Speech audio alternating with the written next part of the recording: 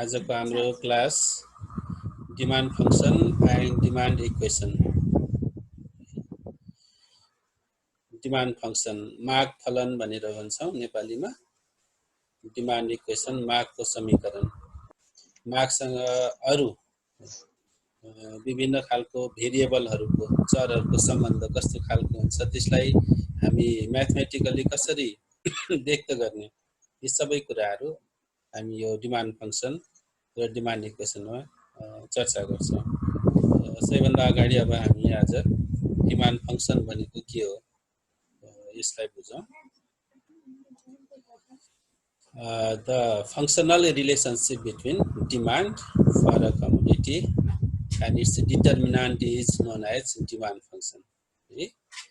एउटा एकातिर हाम्रो डिमान्ड छ, कुनै पनि वस्तुको माग छ, अर्कोतिर त्यो विभिन्न खालका निर्धारक तत्त्वहरू छन् जसलाई हामी डिटर्मिनान्ट्स भनेर भन्छौं।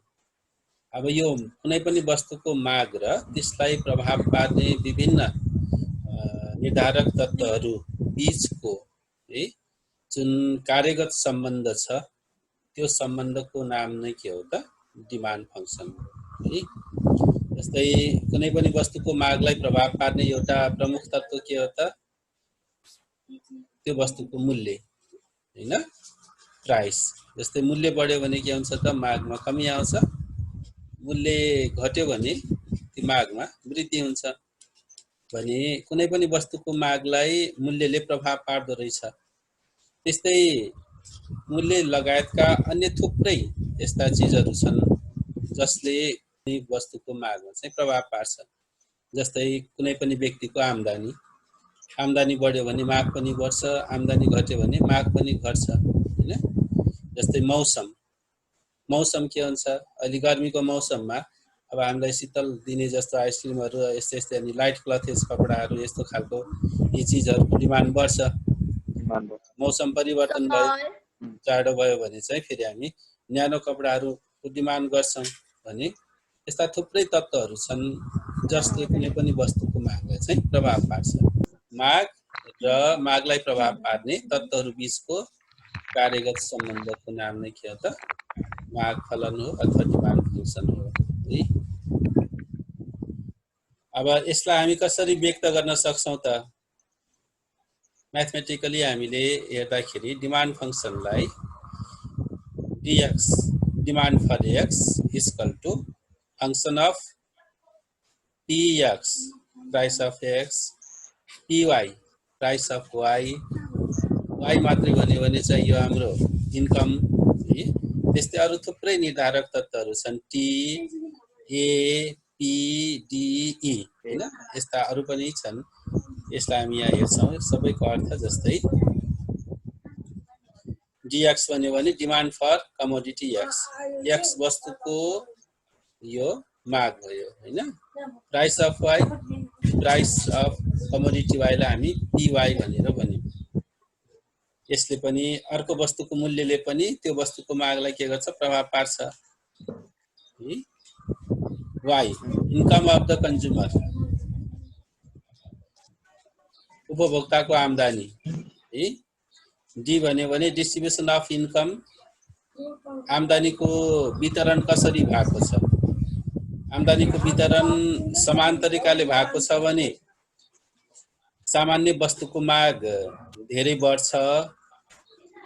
आम्दानीको वितरण डिस्ट्रिब्युसन असमान तरिकाले भएको छ भने विलासिताका वस्तुहरूको मागमा वृद्धि हुन्छ धनी वर्गले, र गरिब वर्गले चाहिँ इन्फेरियर गुड्सहरूको डिमान्ड बढी गर्छन्। अनि नर्मल गुड्सहरूको डिमान्ड चाहिँ के हुन्छ कम हुन्छ।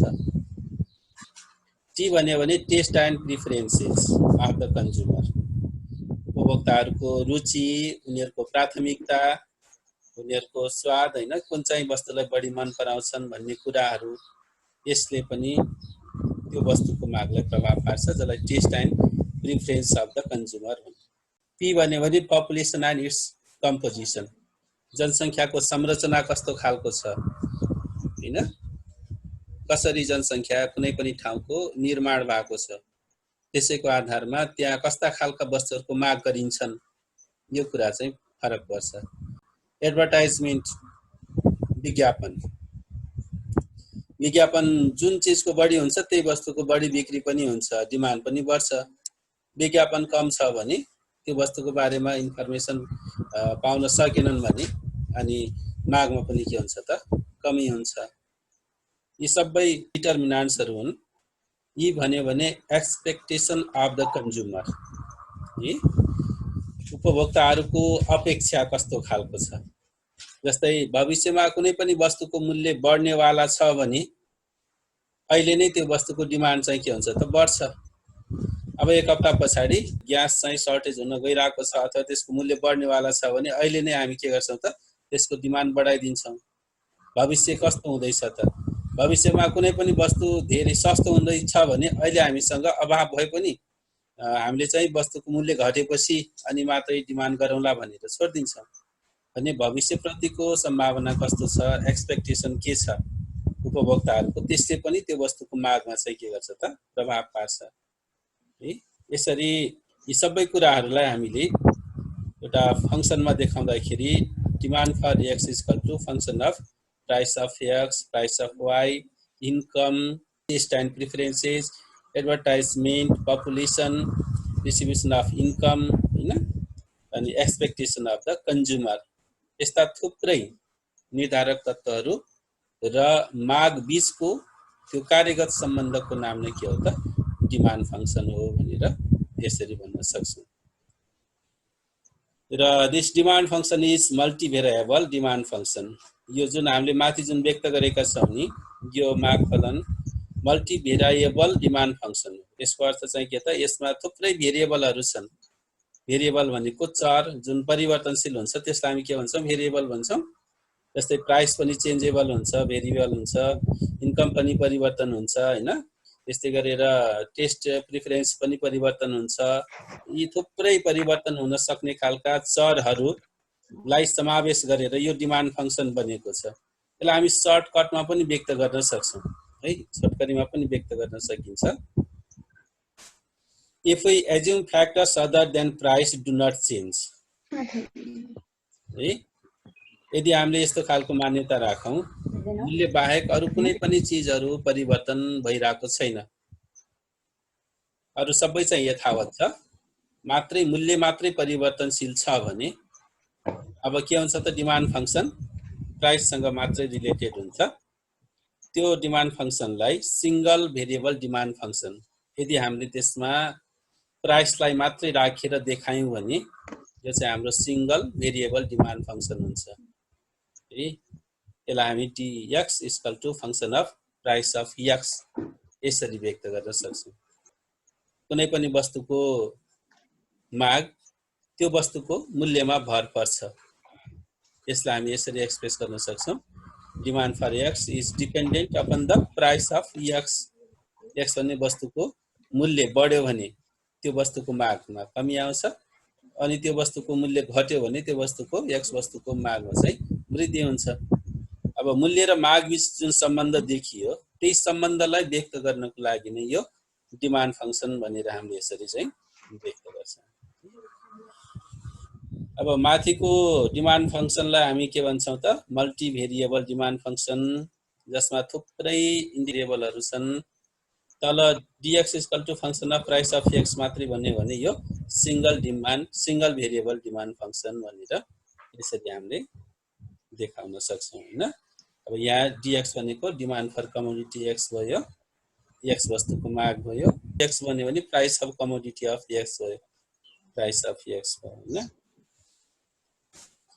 f भनेको के त फङ्सनल रिलेसनसिप, कार्यगत सम्बन्ध है, मूल्य र माग बीच जुन सम्बन्ध छ त्यो काम गर्ने उनीहरुको सम्बन्ध छ फङ्सनल रिलेसनसिप, यसलाई हामी चाहिँ f बाट डिनोट गर्यौं।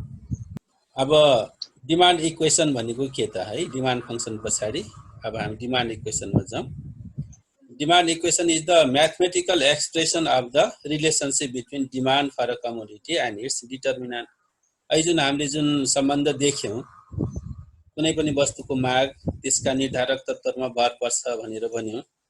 अब यसलाई म्याथमेटिकली हामीले व्यक्त गर्नु पर्यो भने, गणितीय रूपमा यसलाई प्रस्तुत गर्नु पर्यो भने त्यो टर्मलाई हामी के भन्ने भयो त डिमान्ड इक्वेसन मागको समीकरण भनेर भन्छौँ हैन So if we include all the determinants in the demand equation will be complicated.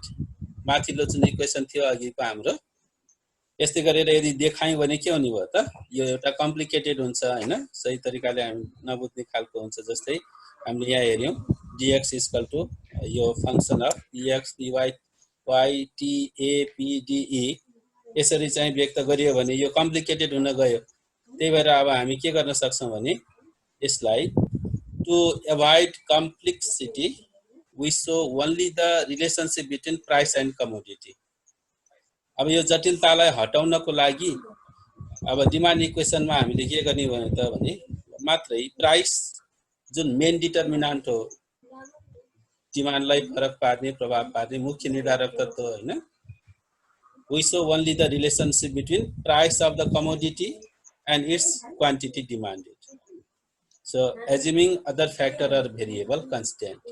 र यो गर्ने बेलामा मागलाई प्रभाव पार्ने अरु सबै तत्वहरुलाई चाहिँ हामी स्थिर राख्छौं कन्स्ट्यान्ट राख्छौं तिनीहरु परिवर्तन भएको छैन भन्ने मान्छौं र मूल्यमा मात्रै परिवर्तन भएको छ भनेर हामी सजिलोसँग सामान्य तरिकाले डिमान्डलाई व्यक्त गर्न सक्छौं गणितीय रूपमा त्यो गर्नको लागि फेरि एउटा इक्वेसन चाहिन्छ त्यही इक्वेसनलाई हामी के भन्छौं त demand equation There is negative or inverse relationship between price and demand. हामीलाई थाहा छ डिमान्ड र मूल्य बीच सम्बन्ध कस्तो हुन्छ उल्टो हुन्छ मूल्य बढ्यो भने माग घट्छ हैन अनि मूल्य घट्यो भने माग बढ्छ दैट मीन्स इन्भर्स रिलेशनशिप अथवा नेगेटिभ रिलेशनशिप हो त्यही भएर माग रेखा के हुन्छ माथिबाट तल झर्ने स्वभावको हुन्छ र यसलाई हामी डिमान्ड इक्वेसनमा देखाउँदाखेरि के गर्छौं त So simple linear demand equation can be expressed as dx is equal to a minus b px. Okay? Mathematically demand function लाई हामीले demand equation मा कसरी देखाउन सक्ने भयो त भन्दाखेरि demand for x is equal to a minus b px. Minus किन आएको छ त अघि भने मैले मूल्य र माग बीच सम्बन्ध कस्तो छ उल्टो छ नेगेटिभ रिलेसन छ हैन इन्भर्स रिलेसन छ त्यही भएर यो b को ठाउँमा अगाडि चाहिँ के भयो त माइनस भनेर आयो a minus b px त्यो भनेको चाहिँ के भने त्यो माग रेखाको स्लोप कस्तो खालको छ ढल्काइ कस्तो खालको छ b भनेको चाहिँ यहाँ स्लोप अफ डिमान्ड कर्व हुन्छ माग रेखा कसरी ढल्केको छ माथिबाट तल आएको छ भने माइनस हुने भयो तलबाट माथि जान्थ्यो भने हाम्रो के हुन्थ्यो प्लस हुने थियो त्यहाँनिर है त्यही भएर dx is equal to a minus b px यो चाहिँ डिमान्ड इक्वेसन भयो जसमा dx भनेको हामीलाई थाहा छ demand for x commodity dx भनेको price of commodity x a भनेको चाहिँ के होला त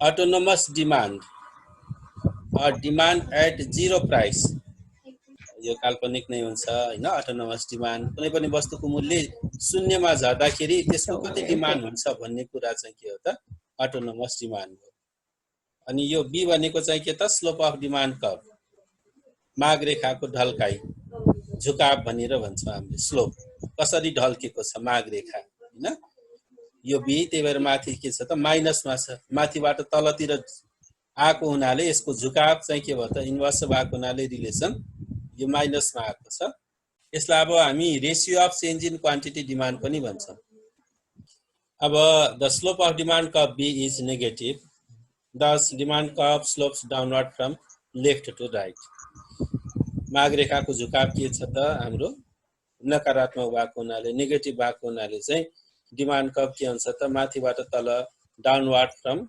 लेफ्ट टु राइट बायाँबाट दायाँतर्फ सधैँभरि in a normal condition demand curve slopes downward from left to right यदि वस्तु सामान्य खालको हो भने माग रेखा सधैँभरि माथिबाट तल झर्ने स्वभावको हुन्छ र माथिबाट तल भनेर फेरि हाम्रो राइटबाट लेफ्टतिर होइन कि है हाम्रो कहाँबाट हुने भयो त लेफ्ट टु राइट है लेफ्टबाट चाहिँ राइट तर्फ जाने स्वभावको हुन्छ माग रेखा त्यही कुरालाई हाम्रो माथिको यो इक्वेसन डिमान्ड इक्वेसनले व्यक्त गर्छ dx = a - b px है।